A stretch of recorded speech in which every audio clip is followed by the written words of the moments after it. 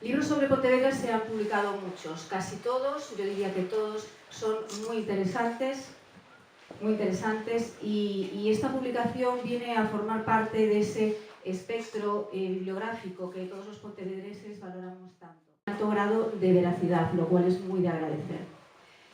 El resultado es una edición, esta, muy manejable, muy fácil de leer, de una lectura ágil y muy precisa, y sobre todo cuando se trata de un libro tan denso y que recopila tanta información, hay que tratar de tenerlo muy bien estructurado. Eso es algo que esta obra realmente cumple, ¿no?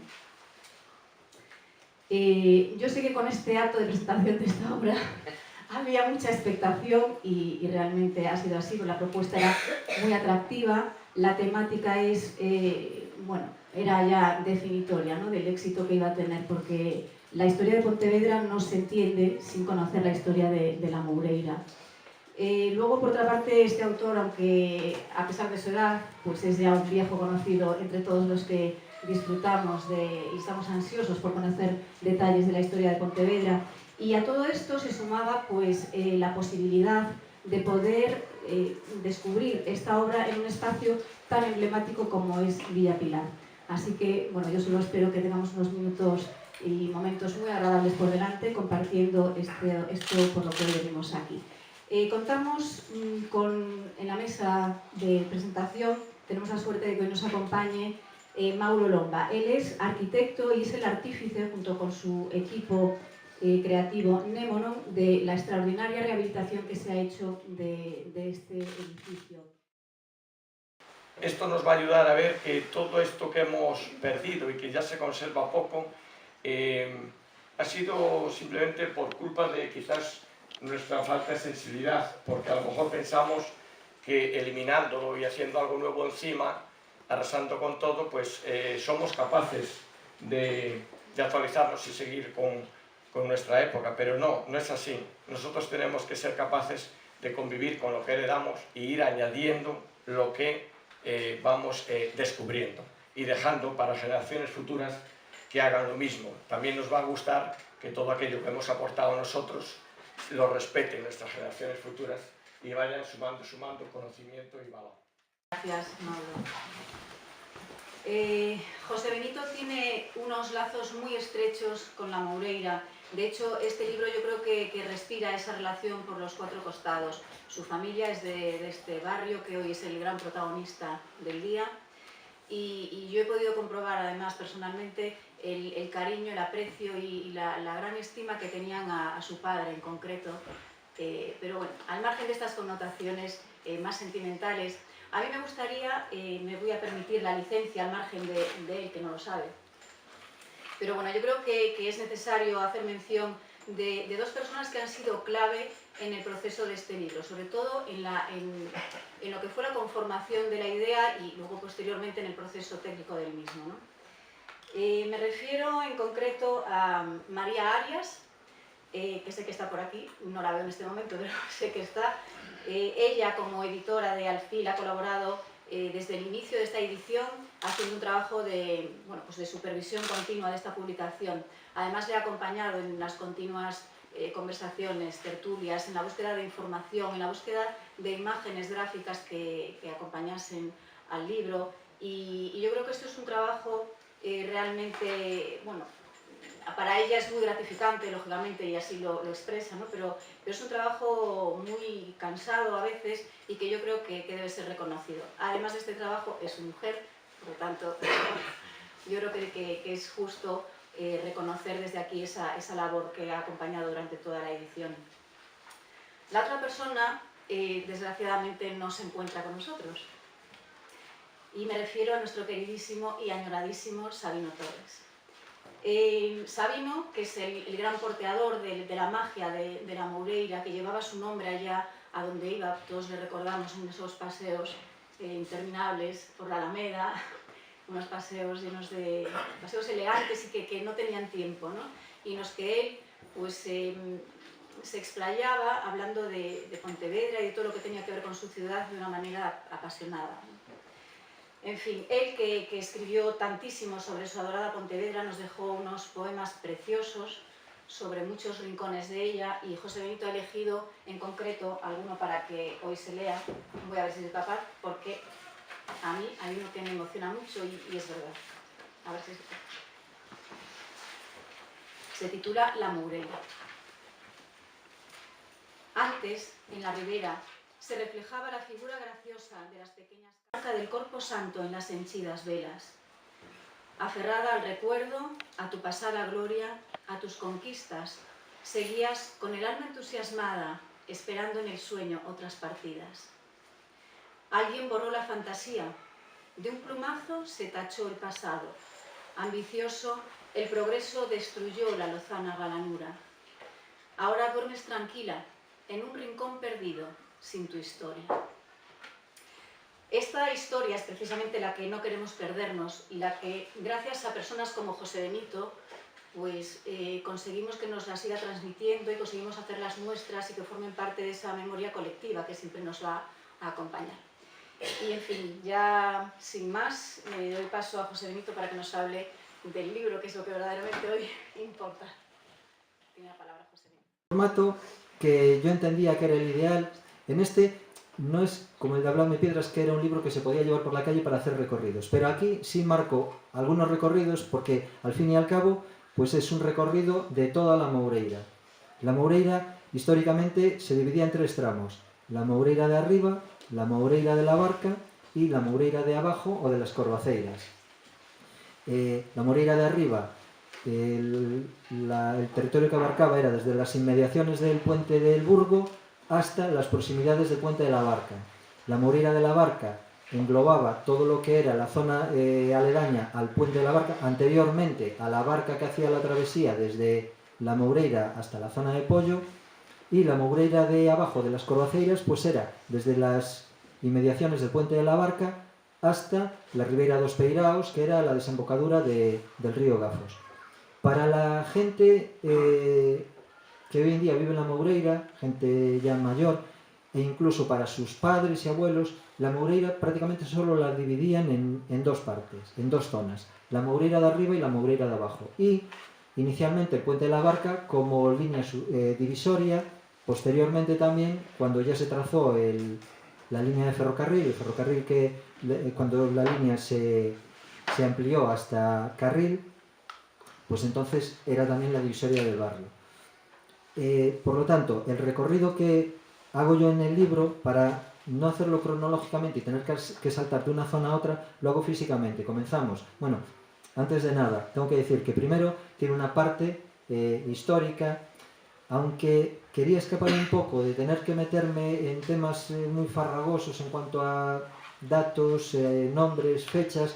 Al final, a medida que iba escribiendo el libro, vi que era necesario, que tenía que tener un soporte histórico. Van a encontrar algunos temas que he tratado en Habladme Piedras, porque sigue tocando la misma zona, como por ejemplo la iglesia de Santa María, que no la podíamos, en un libro sobre la Moureira, no la podemos dejar de lado. Y el gremio de mareantes, que tampoco lo podíamos dejar. Entonces, hay algunas cuestiones históricas que lo van a leer, y aunque he intentado darle otro cariz y poner algún dato, bueno, de hecho he puesto algún dato nuevo, algún dato que no había mencionado otra vez, o incluso alguno que se tuvo que corregir. Entonces, aunque la historia siempre va a ser la misma, pero bueno, intento darle otro aire para que el que lo empiece a leer no diga, bueno, esto lo sacó de este libro y lo puso en este otro. Entonces, tiene una parte lógicamente de historia y luego es un recorrido desde la Moureira de arriba hasta la Moureira de las Corvaceiras, contándole todo lo que nos podemos encontrar hoy en día, que no es mucho de la Moureira que ya existía, pero sobre todo de lo que existió en su época. Entonces, ese sería el recorrido fundamental. Luego, al mismo tiempo, vamos tratando también personajes conocidos, personajes históricos, personajes del barrio también, y luego también los comentarios que pude conseguir de vecinos que hoy en día están todavía vivos. Por lo tanto, me interesaba hacer un libro que se pudiese llevar en la mano y que fuese manejable. Así que esta era la dimensión ideal.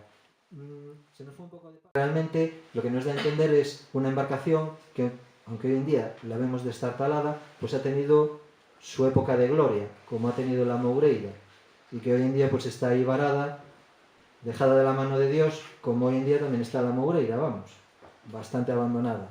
Y por la lo que es la contraportada, para quitarle también quizás un poco más de fuerza, pero al mismo tiempo hacer hincapié en las gentes de la Moureira, pues decidimos poner varias fotografías, algunas son de personajes conocidos, otras normalmente sale algún familiar mío, porque así no iba a tener ningún problema a la hora de ponerlos aquí, que no se me enfade nadie, porque pongo a alguien que luego no les interesa.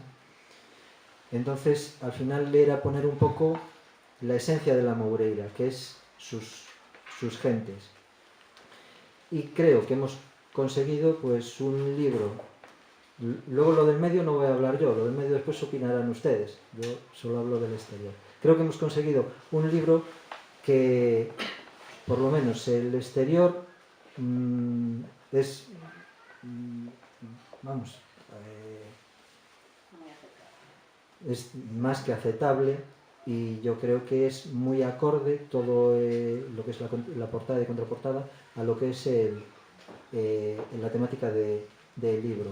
En cuanto a lo que tratamos, pues hay algunas cuestiones que son muy conocidas, pues ya se han publicado, otras son inéditas, que no se han contado nunca, algunas son noticias que se han dado pero no eran del todo correctas, e incluso fotografías que ponemos, pues muchas son inéditas.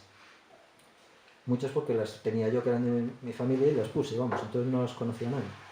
Pero otras son fotografías que se han publicado, pues, por ejemplo, ponemos una fotografía del sarcófago de Payo Gómez Charino, el que está en San Francisco, pero el sarcófago destapado, para que veamos los huesos que se encuentran en su interior.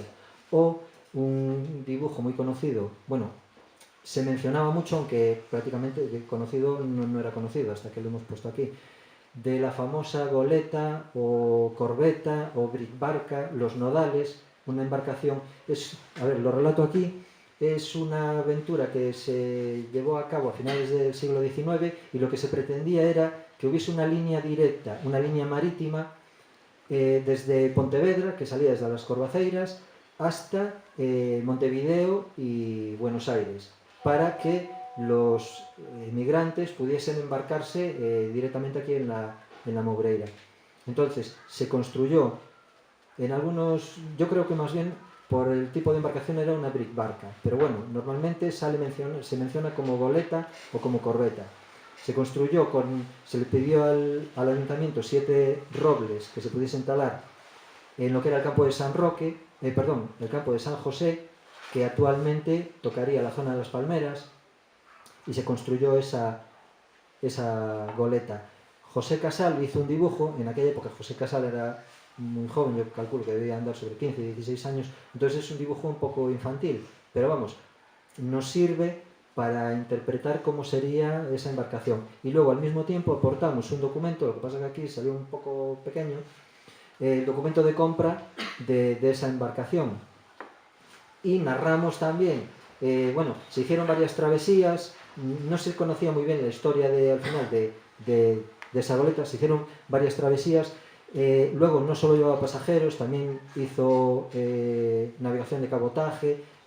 Hay información en la prensa que en Bremen llegó a cargar mercancía. Luego tenía travesía con una vía marítima con Inglaterra, también llegó a ir hasta Filipinas, y no se sabía, porque incluso comentaban, parece ser que luego los propietarios no llegaron a un acuerdo, o hubo un cierto enfado entre ellos, y decidieron vender la goleta.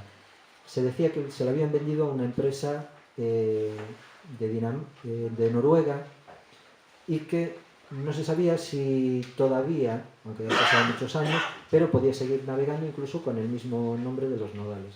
Cuando en prensa ya sale que en un momento determinado se le cambió el nombre de los nodales por el de Méndez Núñez, antes de venderse. Entonces era una información que prácticamente no, siempre que he leído algo sobre esta famosa goleta no la aportó nadie, y en la prensa sí viene que ya se le había cambiado el nombre. Al final se vendió la goleta, no se sabe si se le llegó a cambiar el nombre y qué más pasó con ello. Y luego lo que también quiero hacer hincapié, y aquí siempre suelo hacer muchos amigos cuando hablo del tema de Benito Soto.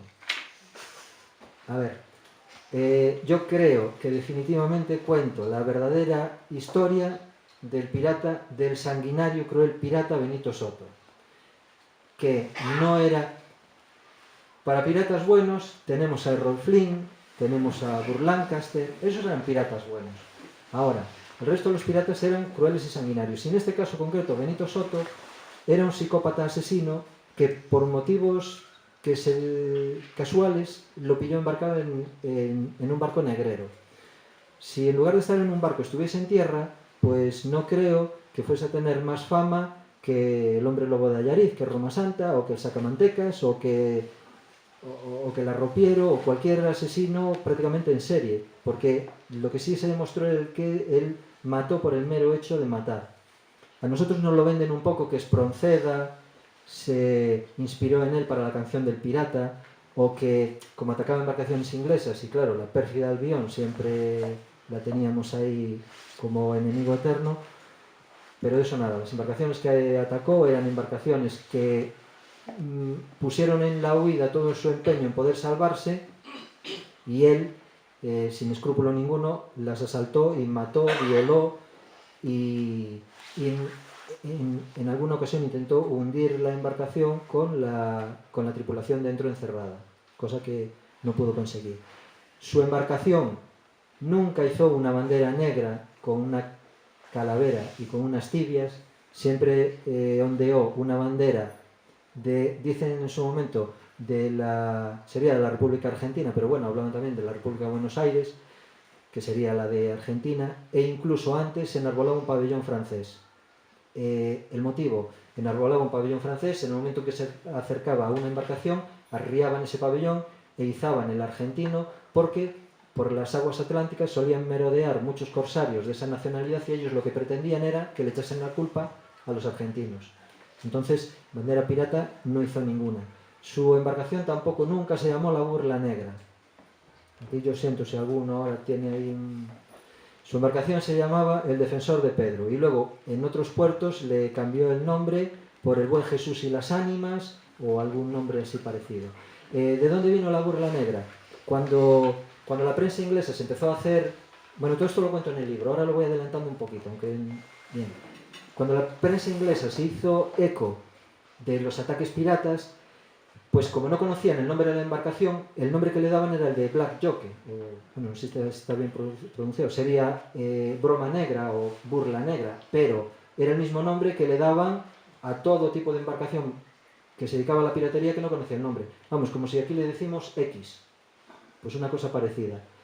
Lo que sucede es que de ahí Castroviejo, que es el que luego noveló toda la historia de Benito Soto y realmente es el que hizo un poco de daño en cuanto a ensalzar a un personaje que no se lo merece, pues parece que es el que realmente ha escrito y ha conocido la historia de Benito Soto, cuando él lo que hizo fue novelar pues una epopeya de unos piratas que se hicieron con una embarcación y se dedicaron a la piratería cruda y dura.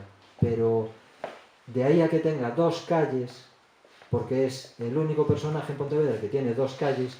Tiene una calle como Benito Soto, aunque es un callejoncito, pero es una calle, y luego tiene otra calle como el Milano de los Mares, que es la obra de Castroviejo, pero que se refiere igualmente a Benito Soto. Por lo tanto, lo de Milano de los Mares, bueno, podemos aceptar pulpo como animal de compañía, sin enrollarme mucho. Bien, cuando hablaba, vamos a ver, lógicamente tuve que ir a archivos y revisar documentación y tal, y luego estuve hablando también con gente de La Moureira. En La Moureira tenemos, no pudo venir hoy porque aparte que ya el hombre anda un poco mal y subir pisos no le viene muy bien, y luego tenía una actividad hoy en la asociación, que es Sabino Martínez, que es el presidente de la Asociación de Vecinos de San Roque, que realmente cuando iba a hablar con él, bueno, él por edad y porque ha vivido toda su vida en La Moureira, pues es una fuente ahí de información. E incluso cuando a veces estaba hablando con él y me decía, bueno, esto, espérate, te puede ayudar tal persona o cual persona, y le digo, bueno, para contactar con ellos, ¿cómo puedo hacer? No te preocupes que los llamo ahora por teléfono y le preguntamos ya. Y daba igual la hora que fuese, que llamaba a fulano, a mengano, y si no, me decía, porque tenía que preguntar unas historias de unos equipos de fútbol, porque tocamos también el archiconocido equipo de fútbol del Nodales, que por cierto, encontré por unos unas copas que tenían allí de cuando se celebró el 50 aniversario, las bodas de oro del club.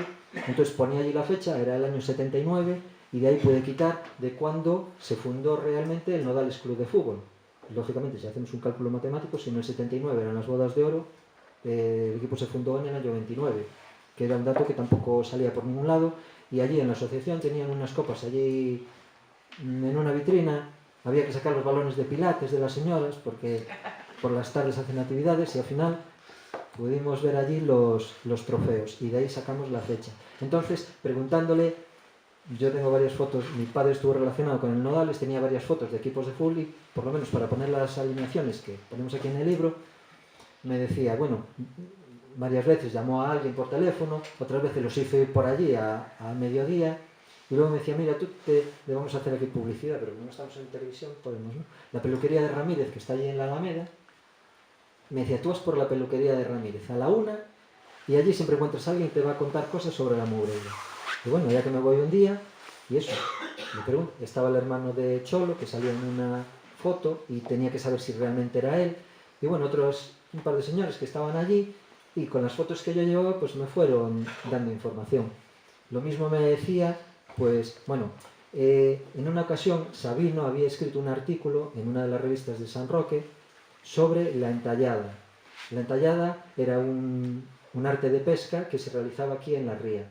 La última que se hizo fue en el año 54, y la hizo un miembro de la familia Panderetas, Sebastián Veloso, que le llamaban Corucho, que a su vez era primo de Sabino también. Y entonces cuando yo tenía el artículo en la revista y le dije, oye Sabino, explícame cómo era esto de la entallada. Y Sabino ve el artículo y le dice, mira, cuando escribí este artículo, mi primo me dijo que no tenía ni, bueno, me dijo un taco, no, ni idea. Entonces, si quieres, ponte en contacto con él y que te explique él cómo era esto de la entallada, porque es realmente el que sabe cómo se hizo la última en la ría. Y dijo, bueno, y para hablar con él, bueno, a ver si por aquí en tal sitio te dan alguna información. Al final conseguí el teléfono hablando allí con los vecinos, conseguí hablar con Corucho, muy amablemente en su casa me explicó cómo era una entallada y me explicó cómo se hizo la última entallada, aparte de contarme otras cosas, y entonces por ahí pude coger información de algo que prácticamente si no me lo contaba él, porque por desgracia al poco tiempo, el mes y medio así, Corucho falleció. Entonces es a lo que me refería yo también de que hoy en día la gente mayor de la Moureira, pues hay cosas que si no te lo cuentan en este mismo momento, pues muchas se pueden perder, pues porque no se han escrito y eran cuestiones que solo sabían algunas personas que lo habían realizado. Entonces de ahí quité una información. Después aquello de no haberlo hecho antes, pero hacía tiempo que tenía que haber hablado con Sabino Torres, pero lo fui dejando un día para otro y al final cuando hablé con él, pues ya él no estaba muy bien de salud. Aún así conseguí la información que necesitaba porque tenía varios aspectos que él había mencionado ya en uno de sus libros, en las 3 columnas, pero como Sabino novelaba también las cosas que contaba, entonces yo quería saber qué parte estaba novelado y qué parte era realidad de algunas de las cuestiones que contaba. Entonces, bueno, ahora, gracias al documental de Manolo Yáñez sobre la Mimitos, no sé si lo llegaron a ver, pues ahí nos cuenta una parte de lo que era la época de las casas de lenocinio de la Moureira. Pero bueno, él contaba unos determinados pasajes y yo quería saber exactamente cuánto había de realidad y cuánto no. Por cierto, con el tema de la famosa Mimitos y del famoso cuadro, cuando yo estaba preguntando por la Moureira sobre la Mimitos y el cuadro, Manolo no había hecho el documental, entonces no habían salido a la palestra. Bueno, Sabino ya era conocido porque había escrito el libro, pero Tata Picón no había salido en la palestra y Pedro Rivas no había salido en la palestra. Entonces, claro, cuando hablabas con la gente, te decían, un personaje muy conocido de Pontevedra vio el cuadro en Bélgica y tal, y entonces algunos no me daban el nombre. Cuando al final alguien me da el nombre, le digo, bueno, ¿y esto lo puedo poner en el libro? Y me dice, no, que todavía está, bueno, en aquella época estaba vivo. Entonces, le digo, es que contarlo y no ponerlo, pues...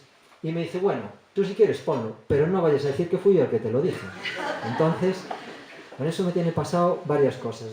Contaban esto de fulano de Mengano y digo, bueno, esto lo puedo escribir. Y dice, bueno, si lo escribes, pero no digas que fui yo el que te lo dije, ¿eh? Entonces ahí la fuente como que se queda ahí un poco en una nebulosa. Y con Sabino, pues al final, las dudas que tenía, si las aclaramos, incluso, bueno, alguna anécdota.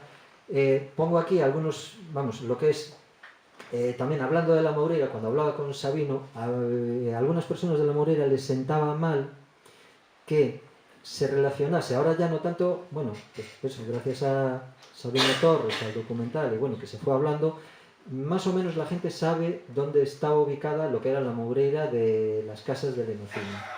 Digo las casas del Lenocinio por no ser más soez dándole otro nombre, pero lo entendemos bien, con las casas del Lenocinio. Pero antaño no lo sabían tanto, entonces muchas veces cuando se mencionaba la Moreira pensaban que la Moreira englobaba toda esa zona. Por lo tanto, había muchos vecinos de la Moreira que le molestaba que metiesen a toda la Moreira en el mismo saco. Por eso ellos, sobre todo los de la zona de las Corvaceiras, hacían mucho hincapié en que ellos eran de la Moreira de abajo y lo otro era la Moreira de arriba. Por lo tanto, estaban un poco molestos de que siempre se englobase a toda la Moreira en lo mismo. Que por cierto, hablando luego con gente, me decían que realmente de las chicas que se dedicaban a la prostitución, de la Moreira no había ninguna. Todas venían de fuera o de otra provincia, o incluso si eran de Pontevedra, de distintos ayuntamientos, pero de aquí no había nadie. Supongo, a ver, a veces también cuando hablamos de esto lo tomamos con un poco de frivolidad, ¿no? Sobre todo hoy en día, que es un problema muy, muy gordo. Pero en su momento, bueno, no es que difiriese mucho lo de ahora. Cuando lean el libro, realmente esa zona tenía una idiosincrasia propia dentro de lo que era ese ambiente. Y la mayoría de las mujeres que se veían abocadas a esa vida, pues eran muchas porque se habían quedado embarazadas y sus familias las repudiaba, o porque realmente no habían tenido familia y se creaban orfanatos. O sea, eran mujeres que no veían otra salida a su vida que dedicarse al tema de la prostitución. Hablando de esto, me acuerdo de Sabino contaba que para poder dirigir el camino más directo al barrio era por la calle de los Herreros. De aquella, lógicamente, la calle Pardo Bazán no existía, eran fincas, entonces solo tenían dos accesos, por la calle de los Herreros o por la calle Alfonso XIII. Pero por la calle Alfonso XIII normalmente entraban los vecinos que vivían por allí. Además, solía ser gente de lo que se dice ahora de Pontevedra de toda la vida. Por lo tanto, cuando por allí se dirigía a alguien que no era del barrio, que no vivía allí, pues ya sabían a dónde iba. Y como había mucho cotilleo, pues no era conveniente. Entonces iban por la calle de los Herreros, que todavía era un camino, no estaba asfaltado, y era el que seguía todo el mundo. Entonces, los que se cruzaban, pues vamos, no había ningún problema porque todos sabían a lo que iban. Y en una ocasión, un alcalde que tuvimos en Pontevedra, Remigio Evia, les notificó a los policías municipales que toda persona que anduviese por la calle más allá de la 1 de la madrugada, que se le tomase el nombre. En aquella época todavía no existía el carnet de identidad. Entonces, cualquier transeúnte que a la 1 de la madrugada anduviese por la calle, se acercaron a la calle de los Herreros, a la entrada. Y en esto de que viene un grupo bueno, había alguno que cuando se editó este bando, le tomaron la afiliación en la primera noche y ya le dijeron, mira, apúntame ahí ya para todas las restantes, porque me vas a ver más veces. Entonces dice, dile al alcalde que a partir de aquí, todos los días. Entonces, se pusieron dos municipales en la calle de los Herreros y en esto que viene un grupo de mozos ya. Y los paran, le piden el nombre y claro, ellos se ven sorprendidos porque nunca les habían pedido el nombre, nunca. Entonces, los municipales, medio disculpándose, le dicen que bueno, que es una cosa del alcalde, de don Remigio, cosas de él y tal. Y le dicen, bueno, uno de ellos, no se preocupe, yo le doy mi nombre, anote ahí. Y le dice, José Fernando Filgueira Valverde. Y va el municipal, anota. Y bueno, tienen los otros y dice uno, el mío es Vicente Riestra Calderón. Y va, anota también. Y un tercero dice Francisco Javier Sánchez Cantón. Y luego así, los siguientes pues ya fueron dando nombres de personajes de la ciudad. Al día siguiente, cuando llega el alcalde a su despacho y el jefe de los municipales le pasa la nota y comienza a leer, dice, vamos a ver, ¿dónde están los municipales? ¿Esta gente dónde estaba? Bueno, a la 1 de la madrugada salían de tal. Dijo, ¿seguro que eran estos? Sí, sí. Dice, mire, multe con 200 pesetas a los municipales y que espabilen y no les tomen más el pelo, porque esta gente seguro que de ahí no venía. Y eran todos mozalbetes. Hay varias anécdotas, ¿no? Y el alcalde de Evia, que yo creo que deberían de hacer, no el alcalde de ahora, pero todos, él lo que hacía era recorrer la ciudad para ver las anomalías que había. Y siempre iba con un municipal a su lado. Entonces, cada cosa que veía que incumplía un bando municipal, le decía al municipal que fuera tomando nota para multar. Bajantes de aguas que estaban, las canaletas que estaban rotas, suciedad delante de los portales o cuestiones de este tipo, pues el municipal, él iba recorriendo todas las calles, lo hacía todos los días, y el municipal iba tomando nota. Entonces, habían sacado un bando que no se podía poner ropa al clareo en las fachadas, y sobre todo ropa menuda. Entonces, iban pasando por la calle, llegan delante de una casa y le dice al municipal, una casa con ropa al clareo, claro, y por encima ropa menuda. Y dice al municipal, tome nota de esa casa. Y el municipal se queda parado mirando para él y dice, tome nota, tome nota. Y entonces el municipal le dice, pero ¿usted sabe quién vive en esta casa? Y dice, sí, sí, cuando el alcalde saca un bando lo tiene que cumplir, incluida su madre, que era la señora que vivía en esa casa. Entonces, digamos que era muy estricto. Pero bueno, todavía quedan muchas cosas por descubrir en este libro, así que vamos a disfrutar todos mucho con él, seguro. Tenía otra poesía preparada que él quería que leyese, y es esta.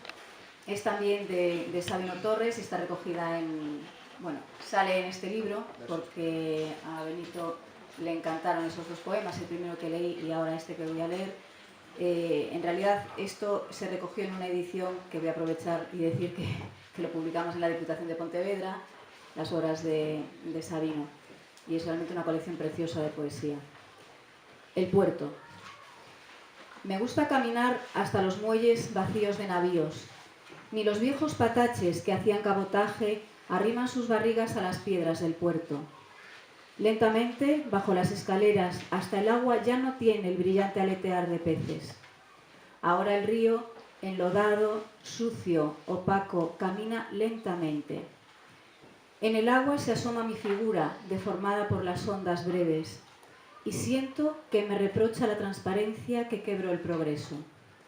Este poema realmente es todo un grito en el que Sabino Torres reclamaba pues el cuidado que necesitaba la Moureira, como otros tantos barrios de Pontevedra, y que, bueno, que todos debemos ser conscientes y ser partícipes de que esta evolución vaya por buen camino y que cuidemos mucho nuestros barrios para que puedan seguir conformando ese lugar común al que todos queremos volver siempre.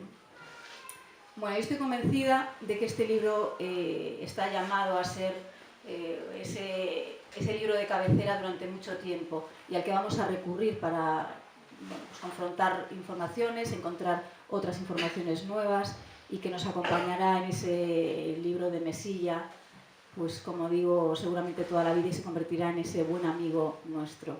A José Benito le damos las gracias por esta nueva obra que ha salido hoy a la luz.